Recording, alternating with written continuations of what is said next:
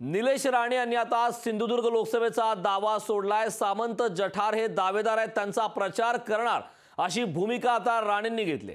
निलेश राणेंच्या या भूमिकेने आश्चर्य व्यक्त केले जाते। राणेंनी दावा सोडल्याचे केसरकरांचेही संकेत होते, तर पूर्वीच्या खासदारांची कुडाळसाठी तयारी अशी देखील माहिती आता केसरकरांनी दिली आहे। निलेश राणे यांच्या या भूमिकेने आता राजकीय वर्तुळात आश्चर्य व्यक्त करण्यात येते। सामंतांनी जठार यांचा दावा आहे, त्यांच्यासाठी प्रचार करणार असं म्हणत निलेश राणे यांनी सिंधुदुर्ग लोकसभेचा दावा हा सोडलेला आहे। सामंत आणि जठार हे दावेदार आहेत, त्यांचा प्रचार करणार असं अजब विधान निलेश राणेंनी केले।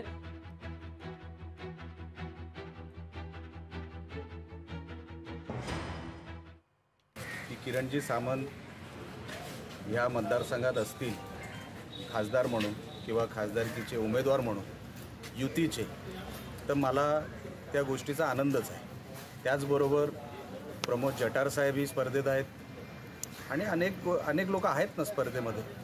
तर हे ठरवायची जबाबदारी कोणावर आहे, तर ती पक्षश्रेष्ठींवर आहे, माझ्यावर नाही। आम्ही सगळे युतीचीच लोक आहोत, एका कुटुंबातली लोक आहोत। आम्ही शिवसेनेला किंवा शिंदे साहेबांच्या पक्षाला काही वेगळं समजत नाही, आमच्यातलाच एक भाग म्हणून समजतो। आणि तेही काय भारतीय जनता पक्षाला वेगळं काय समजतात अशातला भाग नाही। तिकीट मागायचं कोणालाही, कोणी तिकीट मागू शकतं। मी माझं स्वतःचं मत तुम्हाला सांगितलंय। बघा, युती म्हणून आम्ही एकत्र आहोत आणि ते ठामपणे एकत्र आहोत। जो काय निर्णय युतीचे वरिष्ठ नेते घेतील त्याच्याशी बांधिलकी आहे, परंतु आता इलेक्शनचा जवळ आलेली आहे, त्याच्यामुळे उमेदवारांनी तयारी करायला लागते। आणि त्या दृष्टीने त्यांनी अशी अपेक्षा व्यक्त केली की मला खासदार व्हायचं, तर ते काय चुकीचे असं मला वाटत नाही।